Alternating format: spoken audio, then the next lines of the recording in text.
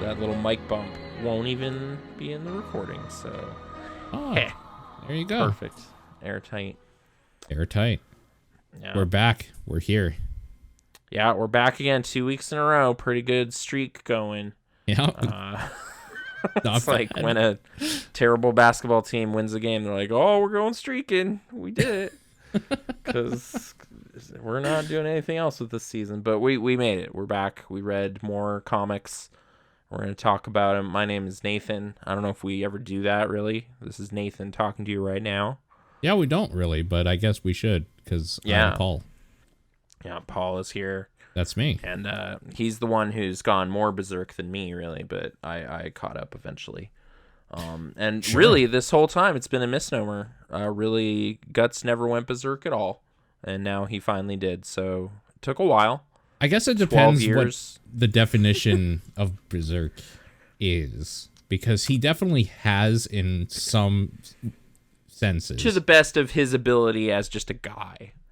As a dude, yeah. As a not normal dude, but as like a born on the battlefield angry man, he went as berserk as he was able.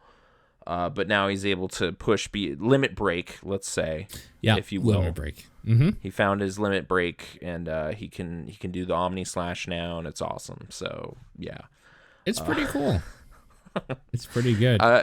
At the outset of this volume 27, I actually appreciated there was a little like, hey, in case you forgot about your characters, here's a little thing for you. It was like a little profile. It was like, this is nice because it's been a little bit. It's been a while. It's kind of interesting that they would choose now to do that, but okay.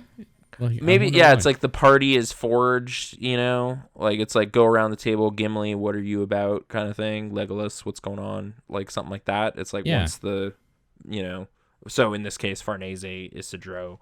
I still don't know Shirka's fairy friend's name. They don't profile it, them, so.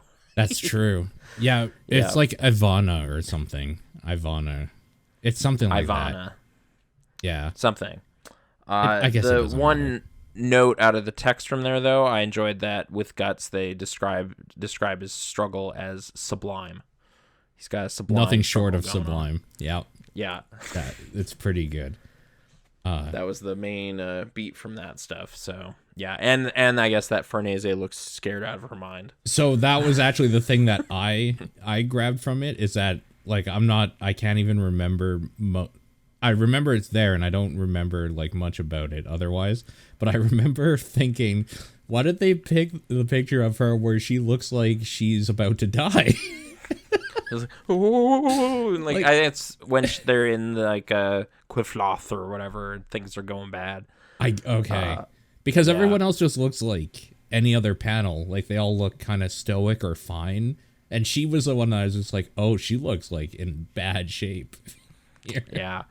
They also he, I guess, chose to highlight like which elemental everybody's aligned with or something. Like it's just like, the salmon blade or whatever, like the fire blade. Puck is a wind elemental or whatever. Like that's his background. Okay. So I don't know. That's coming to the fore. I guess just the rules of magic are going to be more important going forward, probably. Okay. With some events here. That's what I was getting out of that. I'm going to be real. I didn't really read much of it. I peeked at it because I was like, yeah, I know who these people are. It's like, I know who these characters are. I'm reading. Okay. We're in the middle of a pretty important fight to me. So I just want to get into this sort of thing. Sure. Okay. So let's get to the important fight. Last we checked, he was bleeding pretty bad in his armor, but he couldn't feel pain. So he kind of didn't care. And he's fighting Grunbeld or whatever, like the big tall guy. Yeah, giant dragon knight dude with the fire-breathing shield or whatever. Yeah. Yeah. And prior to wearing the armor, he was getting bopped around pretty bad. Right. But now he's able to go for it. So first note I have is bone crunch X-ray shot. Yeah, so this is where we kind of figure out okay, it's one thing to not feel pain, and I'll admit I didn't really even think about it until this this volume of just like, what if they just like broke him in half though? Obviously, like that's gonna like make him so like he can't do anything. No, this armor actually just like straightens you in and like reinforces you with dark magic or something so that you can continue fighting until you fucking die. Basically. Yeah, kind of like bone spikes or something, like shards of crystal or something splice through your bones to like stitch them back so you can keep going. So I was wondering, like maybe or whatever, is this the suit melding with his body to like fix it, or is it doing magic so that his body fixes itself? I guess I was kind of thinking it's the suit stabbing into his flesh. That's what I thought too. Okay. Yeah, like to keep you on your feet and keep you going. Perhaps we'll kind of see the aftermath of this battle in a little while. But in the moment, he takes like a giant Grunbeld transforms into his real form, his like apostle, like crystal dragon form. So he won the first phase of the fight. He hit him like once, got rid of that mini health bar, and now it's time for the real stuff.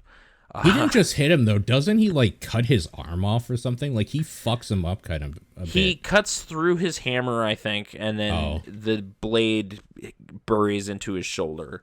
So then he's like, oh, all right, this is what I've been hearing about. I've been hearing about this black swordsman. I guess he's here now. I better level up or whatever. So then he turns into a giant crystal thing and lands like a big hit on him. He's like, what? He withstood the hit? That was like my limit break. What's happening? Yeah, he just tail whips him, right? To hit him. Yeah, does like a big tail stab and does not knock Guts off his feet or anything. But that's because he like the armor helped him dig into the dirt and his bones crunched to like take the impact. So pretty hardcore, kind of like, I don't know, Mortal Kombat X or something, when you land one of those hits and they show inside the damage you did. That's kind of what I was getting out of that. The thing that it reminded me of, did you ever play with like the old late 70s, early 80s, I think it was, like G.I. Joe figures? Did they have like...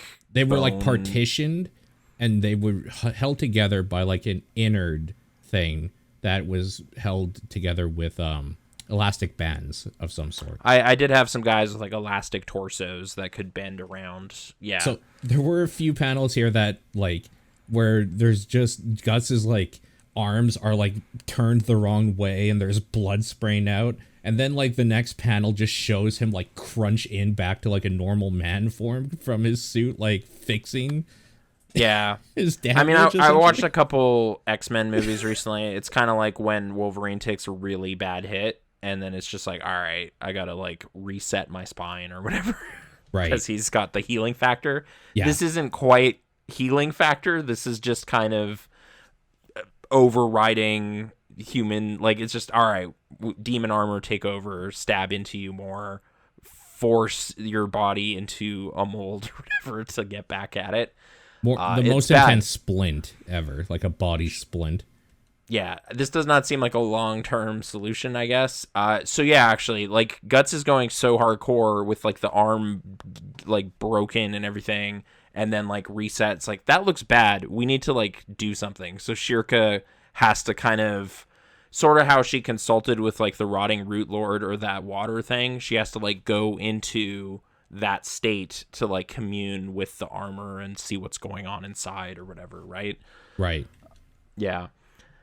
I guess just prior to that, I guess I have a note where some other like demons try to get in on the action, war demons. Yeah. And he just like instantly murks them.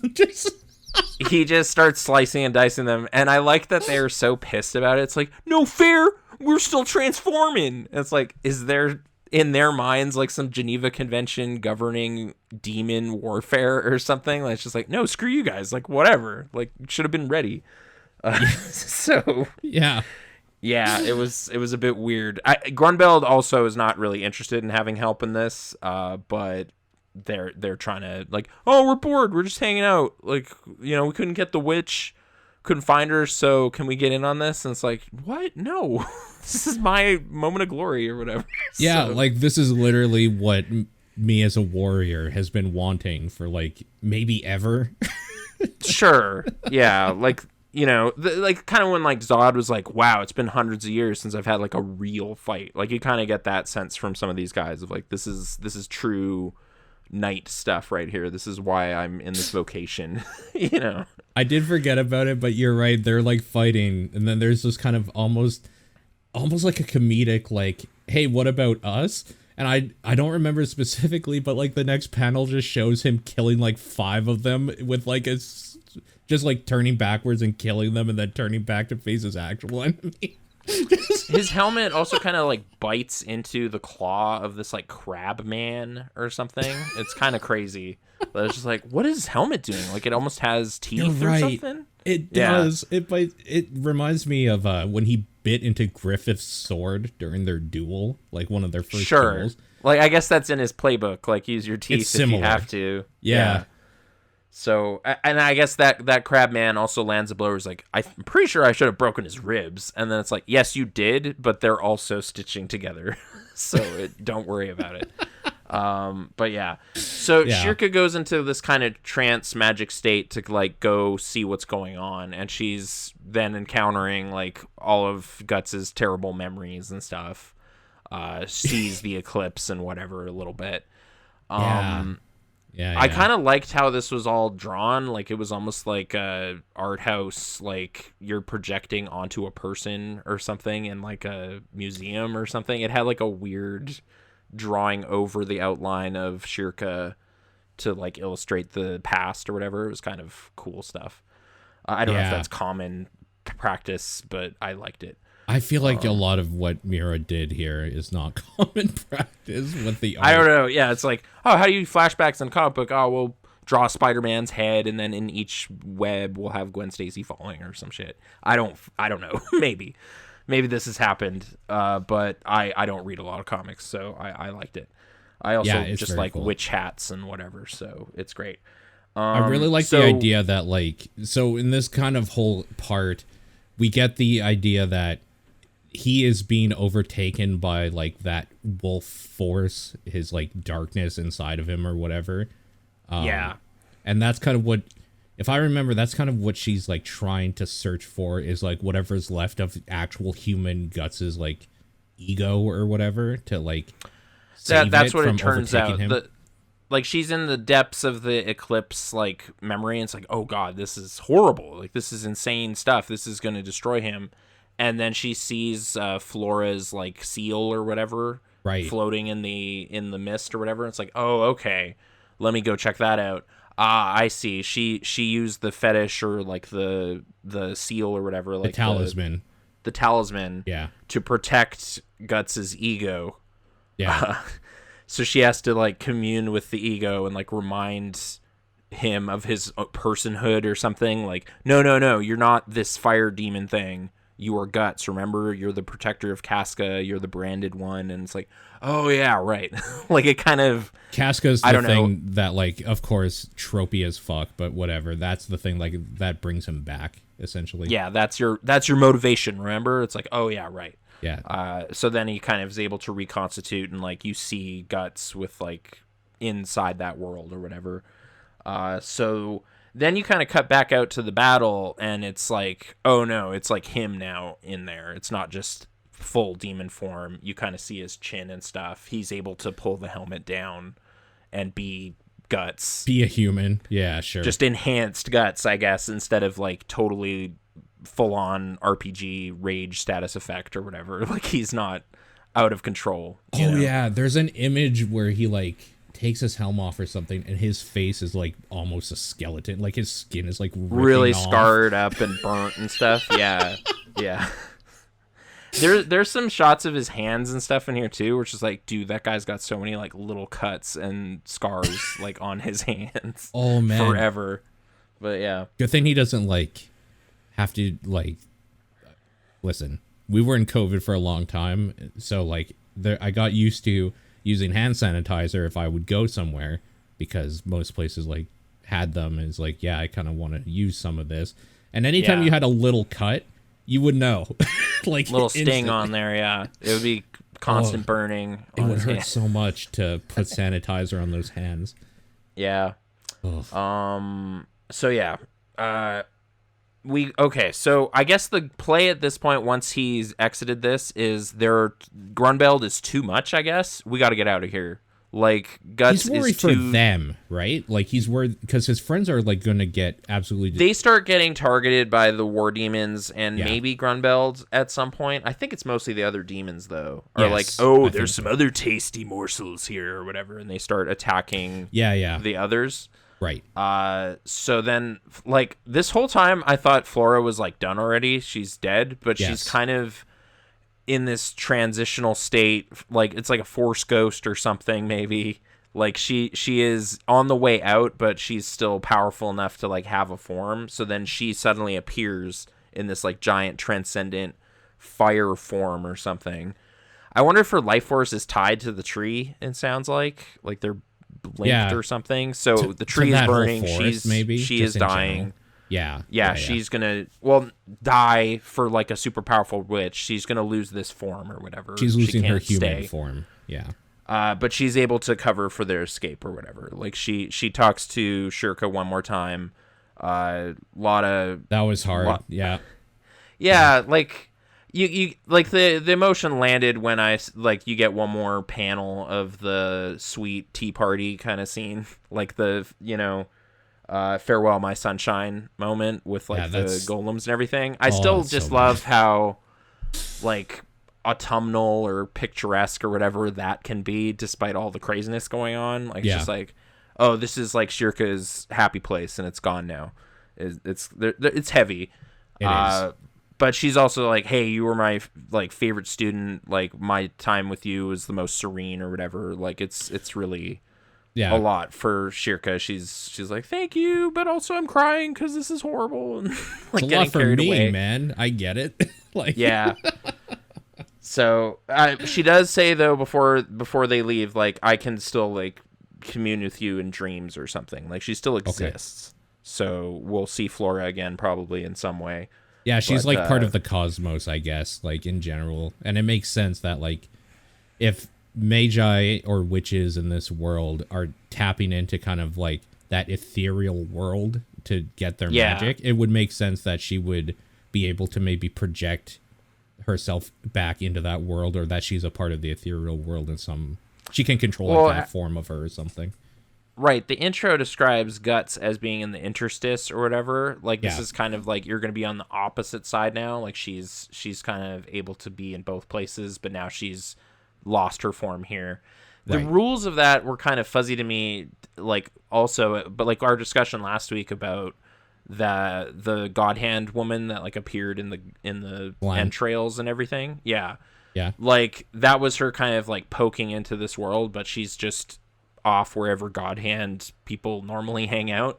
This was something I kind of needed spelled out for like how, like what was the point of the Griffith thing, like with the baby and everything. It's like no, like he's femto in the God realm, but this is him coming here into this realm or whatever was what happened. Like that was the false eclipse or whatever was the birthing here, I guess is the thing. From what I think I remember, they're talking about, they're like, these people exist in both realms. There's an ethereal form of like all of them, and it's when they like Guts's problem is that I think both versions of himself are like in this crossover thing that's happening right now.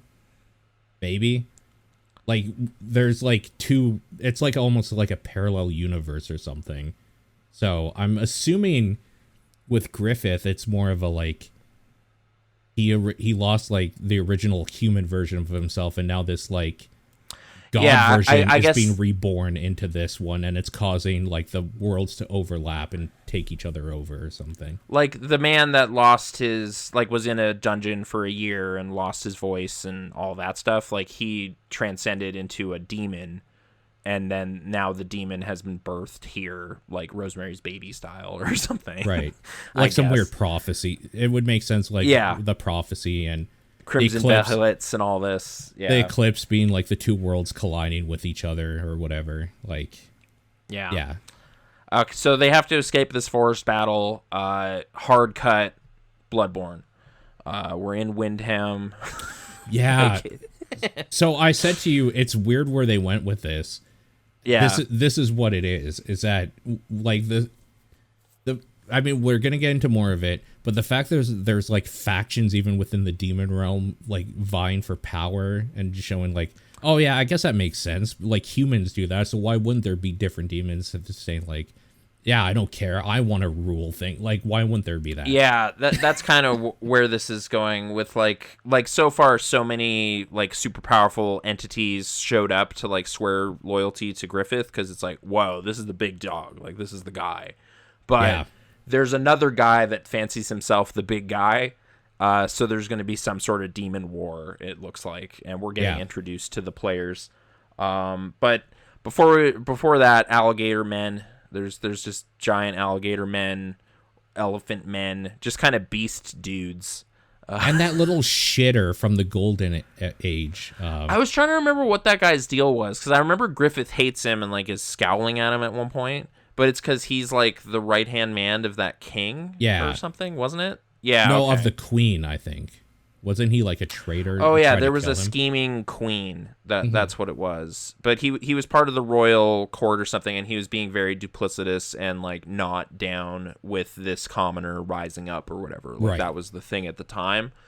Knowing back now that guy became this super evil God Hand thing, maybe he's cast in a different light now a little bit. Like, yeah, maybe he's right. No longer like on the path of evil necessarily. He was schemy when we last met him. He's the little bald guy.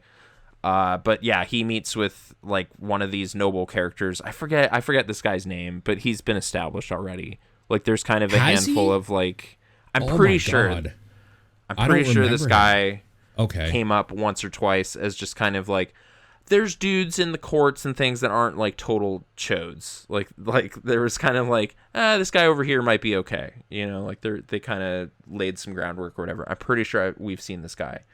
I forget his name in the moment though. I just looked it up. His name is Laban, but I don't know when he first appears. Okay. There's probably... Okay, I'm not going to look because I have a feeling if I click a Wikipedia article or something, I'm going to get a big spoiler of like, Laban is the guy who like banished Griffith from, it's like, oh no! Or something, yeah. He's going to involve, like his claim to fame hasn't been established yet for us. Yeah. So far he's just been this peripheral character. I'm not going to look it up, but you might be right. I don't remember him though myself. Okay. So we get introduced to kind of the leader of the what is it, the Kashan or whatever? Yeah. Yeah. Ganishka, who is a dread emperor, as it turns out. He's kind of cool though, because he's been making weird like human animal demon things, and that's kind of sick. There's a few cool like war elephants standing on two legs holding like bats and clubs and stuff. It's like, yeah, all right, I'm down. This is great. Yeah, with the alligator man, I was like with the club and everything, I was kind of getting those lizard guys in like Dark Souls 1, like those kind of snake men or whatever, a little bit of that. But it's like he's got this palace, he's got this fortress, and they're doing weird demon stuff there. And I don't think like our kind of bounty hunter character, like that assassin guy, necessarily knows about this. He's just been kind of following orders, doing his job as like a high ranked warrior, and it's like, like you get a little bit of his perspective of the Bakiraka or whatever. That guy, right? That guy, with the prominent eye makeup and everything. He's kind of like, what? My king's a demon emperor? Oh no! Like he's a little. Later on, we do get a moment where he's like picturing or putting together that, maybe we are the baddies. Kind of, yeah. Although there doesn't seem to be a good faction between these two necessarily. Sure. Dope beard, I guess. Real Sultan beard going on. I'm a big fan of the East Indian influence on these like designs. He has the throne of Ganesh or whatever. No, not Ganesh, of Shiva, I think, behind him with all the arms. He has a bunch of like, I can't remember all their names. I'm really bad with Middle Eastern and Indian, specifically folklore. It's one of my blind spots for that sort of things. But like giant statues of them, and just the way he's drawn in almost every panel is almost like an inverted drawing, where it's mostly like white on black to show that like he is so dark with his beard and his turban. Like very imposing looking. Yeah, pretty cool. Intense guy. You get vibes that he's a demon, an apostle or something. Like he's got those powers. I guess anytime you meet like a major, like the Holy See guy and everything, you're like, that guy's weird. Something's with that guy. This guy has that. This guy has big demon energy. Yeah. Yeah. BDE. So I guess right away. Okay. Is it Rakaja or whatever? Like the kind of no face looking guy is there, right? Like the kind of no face. Yeah, I don't remember what his name is. Actually, Rakasa, something like this. He's sort of affiliated with the Hawk, but I think he's got his own agenda going on. He is, but I think when he joined up, he was like, "I'm gonna kill you later" or something. Like he had a weird line that I thought was weird. It was like he kind of has his own thing going on. He's throwing his lot in with them because like this is the powerful side. Like I'm with these guys. He just kind of seems like a mercenary. Yeah. Yeah. Okay. I get mercenary vibes from this guy, but I guess he's scouting ahead or something. Like he's the first of that band we see, and then like Locus and his battalion of like Lancers dudes, show up, and like Ganishka is just like, what is this shit? Like, this is such a dumb move. I'm going to smoke these guys. Like, you're attacking my palace with, like, a battalion. Idiots. Like, he's so pompous about it. Yeah. If I remember, doesn't it even start with him just being like, send the Bakiraka. Like, I'm not going to deal with this shit. Like, fuck this guy. I got a princess the Daka or whatever. Yeah, the Daka are these, like, weird... The Daka, like, yes. Half like kind of Urukai or something, like they're orc demony looking things. We see how they're created almost immediately through this like bizarre like body horror nonsense going on via who is it, like that, whatever. What's that guy's name? I really wish I went into this with the assassin guy's name. I'll look it up real quick. We've said it many times before in the past when he was part of Silent, I think. Does that sound right? Hold on. Sure. Does it just say who's in it? Led by Silent. Okay, Silat and his like two henchmen run into this big dome building and see this like mass of flesh, and they're dumping pregnant women into this like void, and then monsters come out. And it's actually kind of weird. You've played Castlevania games, right? Yeah. And in the Castlevania games and kind of like just tropey body horror stuff, there was a boss called Legion, and it was literally just like a mound of people in a ball, and it would like continuously just spawn dudes as you attacked it to attack you or whatever. This is basically that, because it's a big, almost kettle made out of demon parts or whatever, and it's like using their weird dark life force to instantly turn impregnated women's babies into monsters that like shoot out the weird birth canal funnel at the bottom while murdering the women. It kind of reminded me of like the Slurm Worm from Futurama. Yeah, kinda. But you like throw people into it, and then it corrupts them with evil as they pass through its system or whatever. It's so disgusting.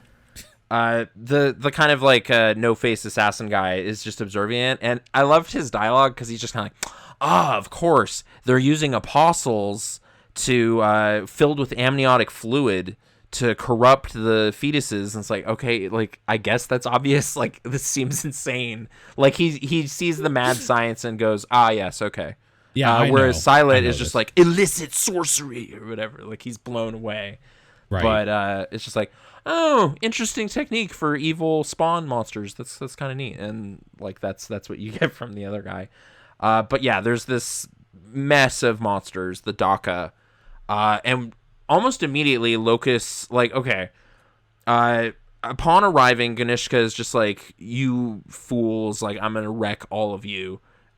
like, oh yeah, there's kind of an exchange where it's like, hey, why don't you bow to the master? Like, why aren't you siding with Griffith? And then Ganishka kind of asserts, like, why would I do that? I am so powerful. Like, I'm gonna be the guy. Like, I'm gonna rip God down, and I'm gonna be the one. Yeah, and doesn't he even know that it's like kind of foolish? But I don't remember the exact lines, but he was saying something like, "Why would I like?" He's basically going to take on kind of God. Why would I bow throne. to a god when I have the power to tear down a god or something like that? Like he's like very that. confident, and then Locust just like, don't flatter yourself, fool, and then like transforms into this crazy ass looking thing that immediately was like tickling memories of like, I think I've seen a monster like this in like a video game, but I can't find it.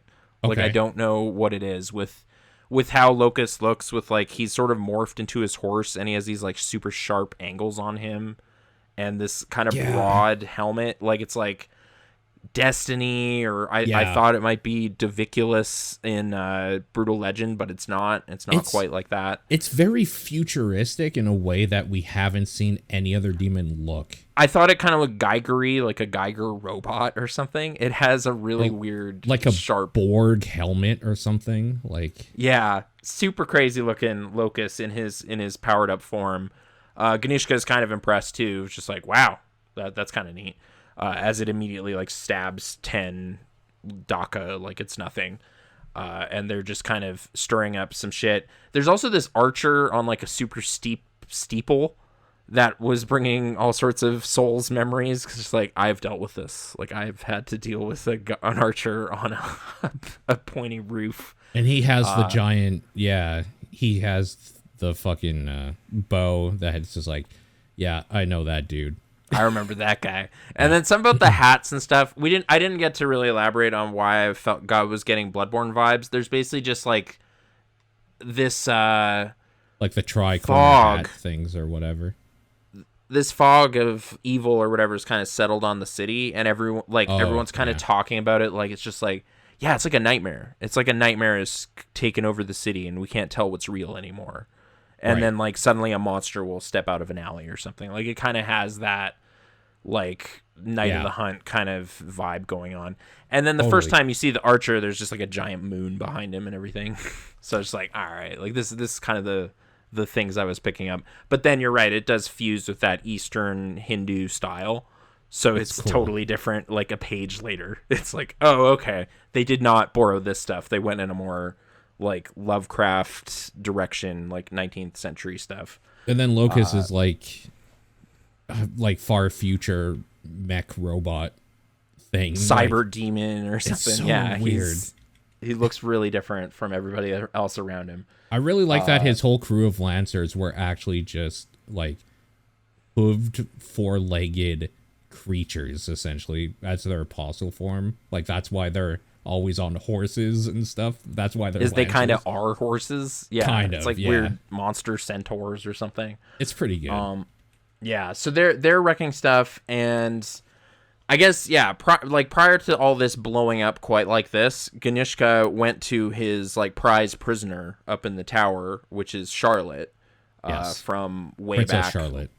Princess Charlotte is still kicking, and I guess their kingdoms are at war, and everything is like, hey, you see where this is going. Obviously, you're gonna have my baby, and then there'll be peace. That's how this goes. Of course. It always, you know how this is going to go. I'm a fuck you. Like, that's the way it goes for women in this fucking... Surely you figured this out by now. And it's just like, what?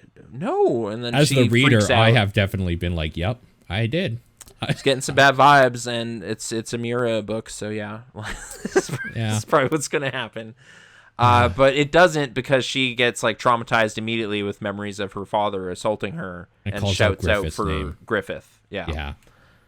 And it is at this moment that he realizes what she has been embroidering this whole time is just like fan art of Lord like Griffith. Thousands of it. They're everywhere. Dozens and dozens of like ornate portraits of Griffith. Yeah. It's pretty it's pretty good. Like, how have you not realized this until now's moment? But it's like I wasn't actually paying attention to what you were doing. I just gave you a bunch of thread and left you up here for a while, and apparently this is what happened. I kind of read it as like he never goes up there. Like, he sends servants to like give the princess more yarn or something. Exactly. Yeah. Like, just keep her occupied. Like, I don't want her losing her mind up there, but like, she's our prisoner. Right. And then now it's time to like forge this pact or whatever. But then I guess upon hearing like, oh, it's the Hawk's lover. Interesting. This is like a prize captive now. Yeah. And then he goes to tend to this battle. And in the interim, we understand why this like kind of bold, weird attack is going on. It's sort of a distraction for this heist of sorts, I guess, or rescue operation, if you will. It's so weird. This whole part is so weird for a lot of reasons. But yes, the knight in shining armor, the golden hawk, saves. Suddenly, yeah, she's like looking through her embroidery and can't believe what she's seeing, because like, oh my god, it's actually him. Like, this is all I've been thinking about for months, and he's here. This is amazing. There's actually a pretty good moment where, like, I thought this was kind of smart, because too often is it just believed or whatever. There's like a full chapter of her not believing at all. He's like, oh, I'm on my shit again. Like, I'm imagining this is all I've been fantasizing about, is him being here. So here it is again. Get the Even, yarn. like, I'm gonna get a good portrait going. She even like grabs his hand, or he like grabs her hand or something, and she's like, oh, I really have lost it. I can feel him now, or whatever. Like, and she's comparing what's happening to like a fairy tale. It's like, this can't be like rescuing the princess from the castle. Like, I'm gonna prick myself with this needle, and like, I'm feeling your warmth and stuff. This is so crazy. I can't believe it. Yeah. But it is him, or Femto, I guess, or whatever. Like, whatever he is. Neo Griffith. Yeah. And in this moment, knowing nothing about what happens to her or Volume 28 or anything, I was kind of happy for Charlotte, because it's just like, hey, she's been a prisoner. She did not get raped, despite all indications seeming to be that. And her knight in shining armor came and rescued her. She doesn't know what Griffith has done. No. She has no idea. She just knows he's that smoking hot dude from that one magical night. So this is a great moment for her. Yeah. I was like, I can see this going bad in all sorts of different ways, but I hope at least she's happy right now. And her maidservant kind of get like airlifted by Zod out of there. Yeah, like in this 4-poster bed. They're just flying through the sky. And actually, yeah, I did like Anne or whatever, like the handmaid's like incredulity, like all the way through a bunch of stuff. It's like, yeah, that's nice. Yeah, you're seeing him. Anyway, I'm gonna go to sleep. Yeah. And then it's like, no, we're in the sky now. It's like, like, yeah. I really appreciate that it wasn't believable, because it shouldn't be. No? Yeah, no, it's beyond belief, but it's, Femto. He's got those powers. So this was all an elaborate ruse to steal this captive away. And I guess, yeah, like, so they withdraw, like the Lancers leave, Locust and them. And then it's just kind of like, what? I guess we won? Like, they retreated? Wait a second. Oh, no. My captive's been stolen. And we didn't really talk about Ganishka's kind of form at this point, is like this giant floating beard face. It's like in the sky.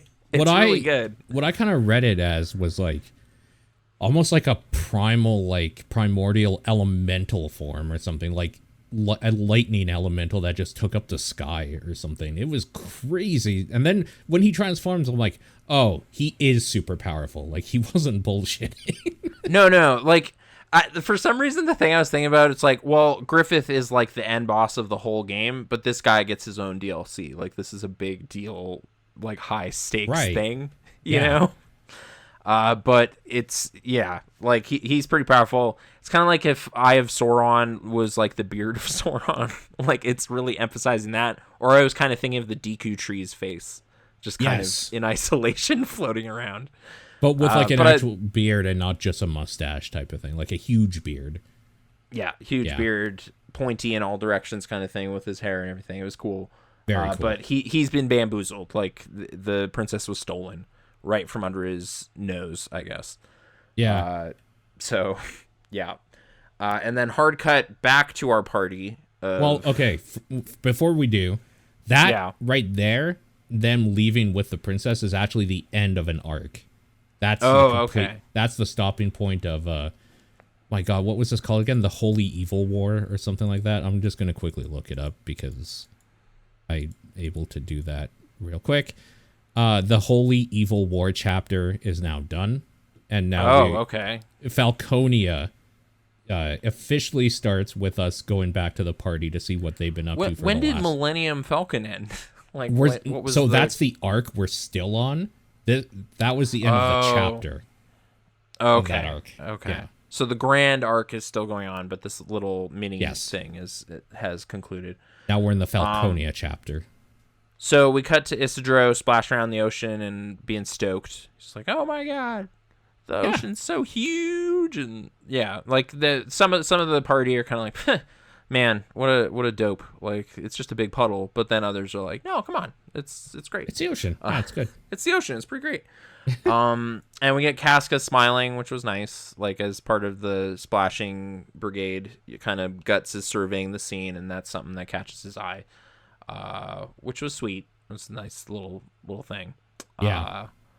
I guess the way they described it in like that little intro thing was that her mind has regressed since the eclipse, I think is how it is characterized. So what does that mean? Regress. Like, regress to what? Like childhood? Her original state? Yeah, is she getting stupider? Oh no. She's a baby. It's like Benjamin Button mind or something. I don't know. But she's smiling regardless. She's happy about the ocean too. And then I guess everybody just kind of catches some fish. Serpico's cooking up a little dinner for everybody. And the following scene, I didn't quite understand the way it was played by everybody. I was trying to puzzle it out, so I'm gonna ask you some stuff. Okay, let's do it. So essentially what happens is Farnese goes to Shirka and says, "I want to be your student." Yeah. And everyone starts kind of acting really weird, and like there's secondhand embarrassment ripples through the room. I think this is like just Japanese sensibilities. Yeah, like, what? Sort of like joking. Like, but you're older. You wouldn't call them senpai or something. Like, there's like some sort of like missing translation thing here. Like, to me, in the way everyone's flipping out. Like, Serpico's just like, what? What are you even saying right now? It's like, no, Serpico is freaking out because Farnese is literally becoming what she hunted. She's becoming a witch. She's becoming a heretic, I guess, right? Yeah. Like, okay. Yeah, it seemed like there was a couple things going on here. Like, part of it was like an ageism thing where it's like, oh, you're like bowing your head to a little kid. That's kind of weird.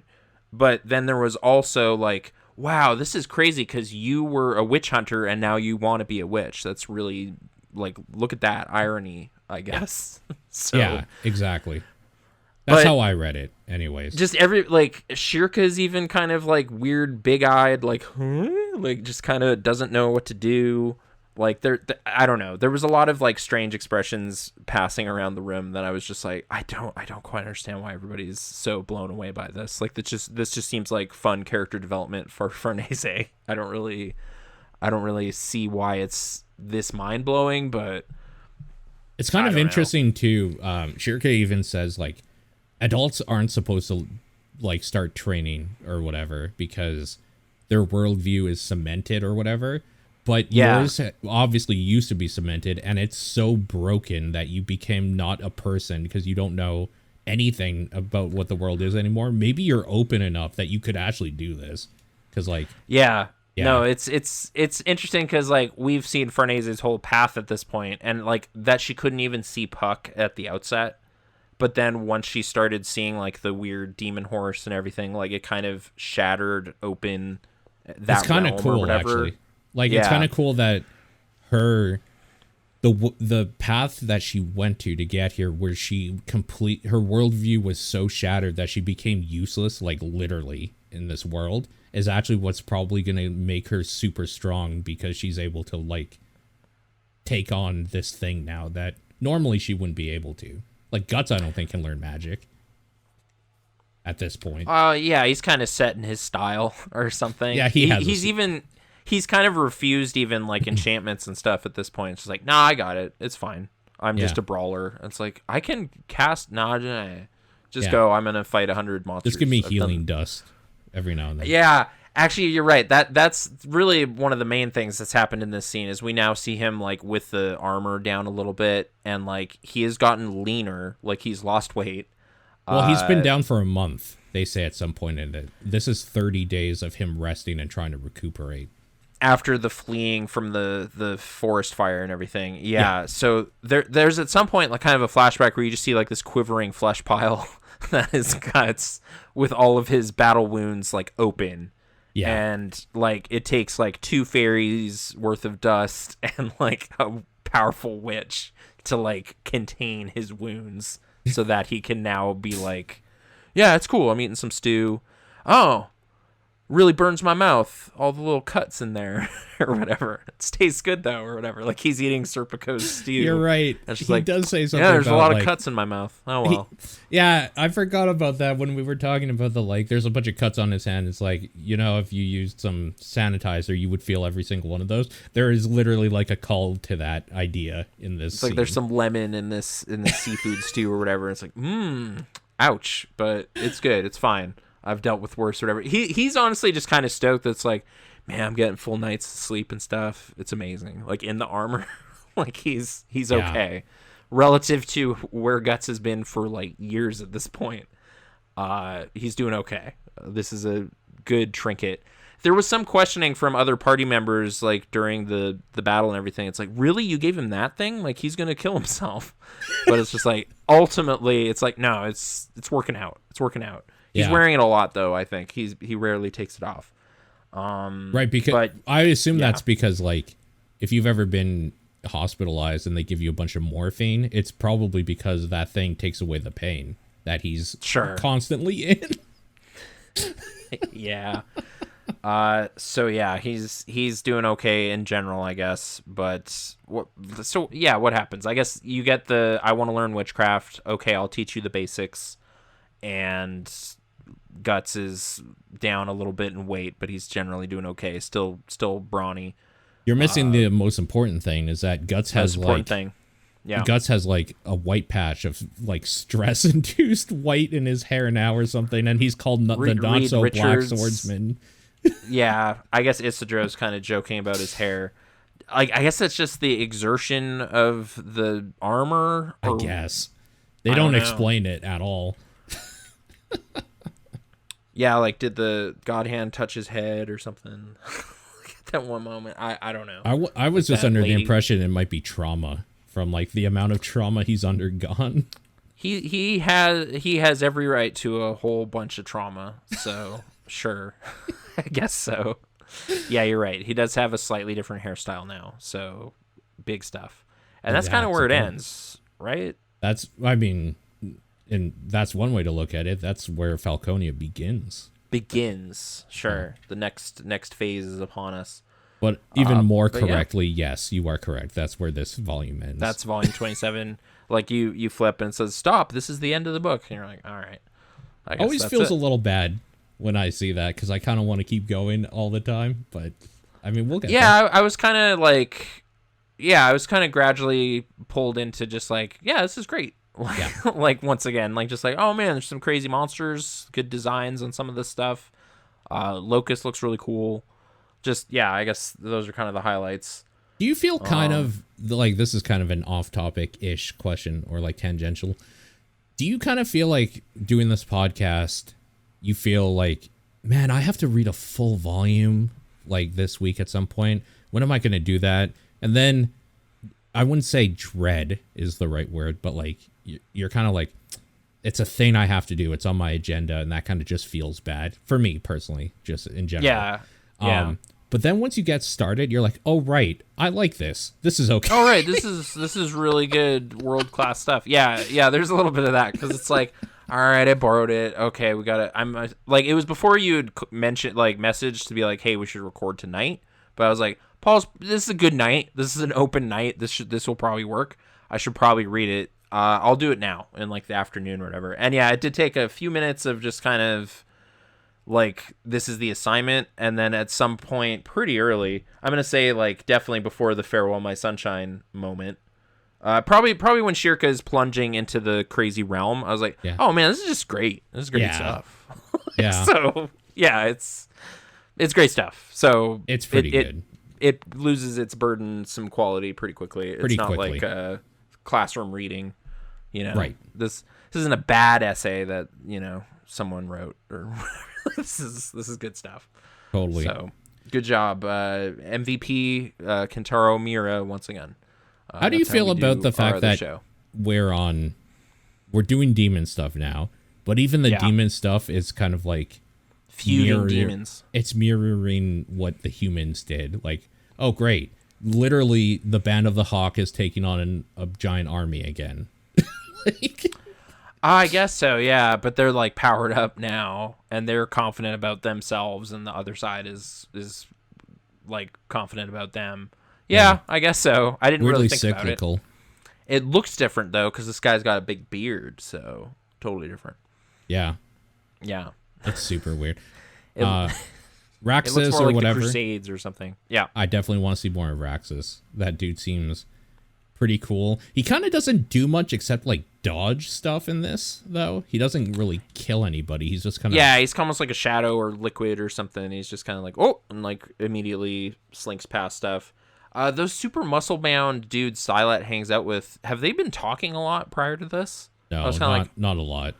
Yeah, I was like, oh man, these guys are like his buddies. Like they have dialogue.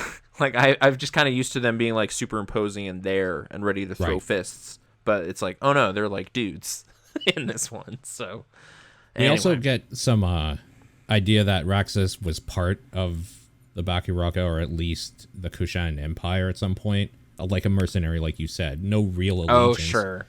Yeah. And I think Silat recognizes him, right? It's like, wait, you. He does. What are you doing? And it's like, oh, I'm, rolling with a different squad now or whatever.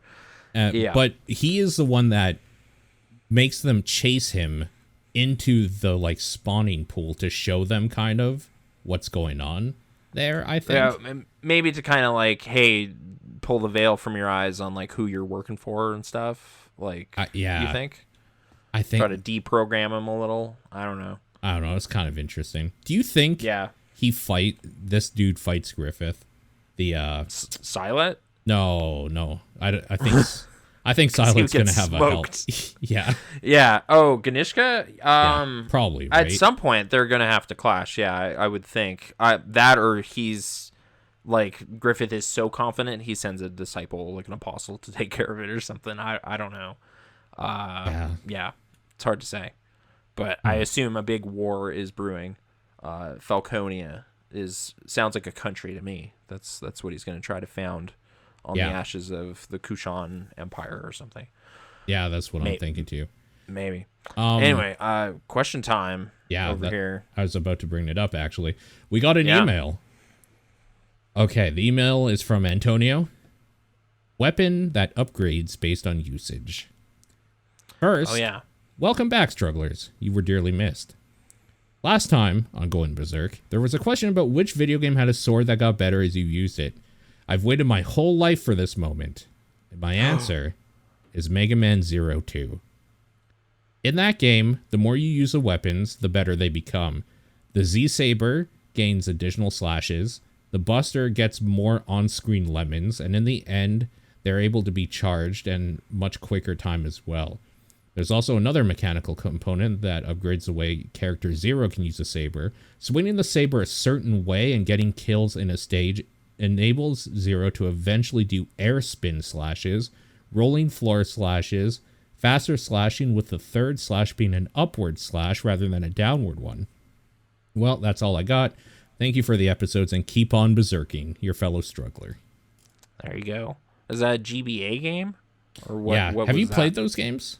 The Zero games? I haven't played the Zero games. They're no. very fun. They're good. Okay.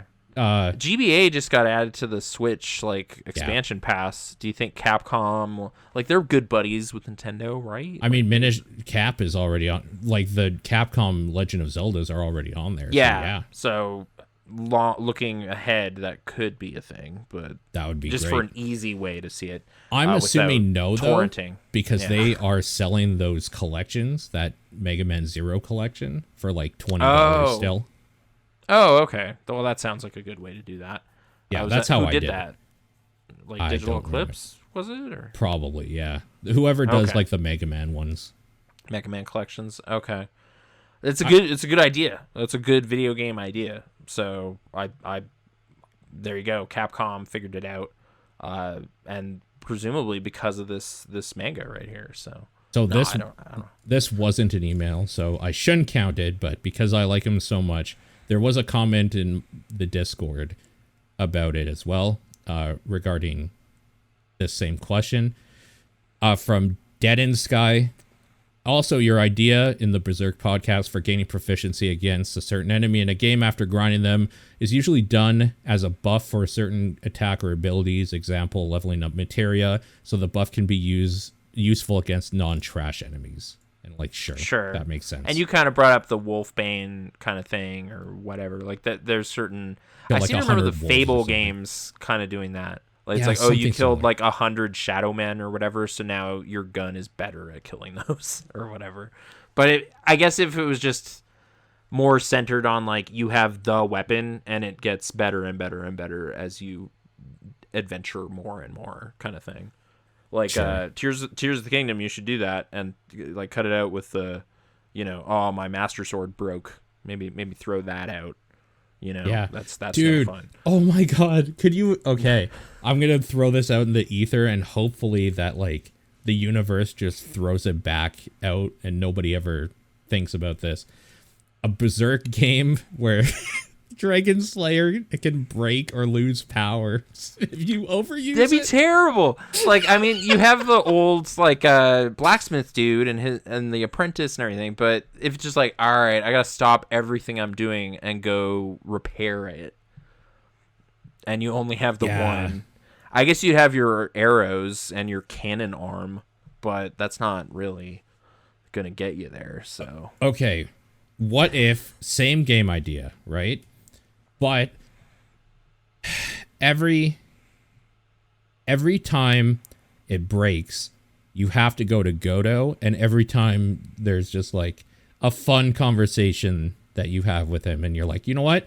I'm glad this broke so we could chat. It's what happened this time? Lizard man, hey. Anyway, and gives you a little advice or something. It's I took a cannonball right on the blade. It's a kind of good shield, but you really shouldn't do that. Yeah. I feel Guts has really abused this thing, but so far it has it's held been up to the task. So, yeah.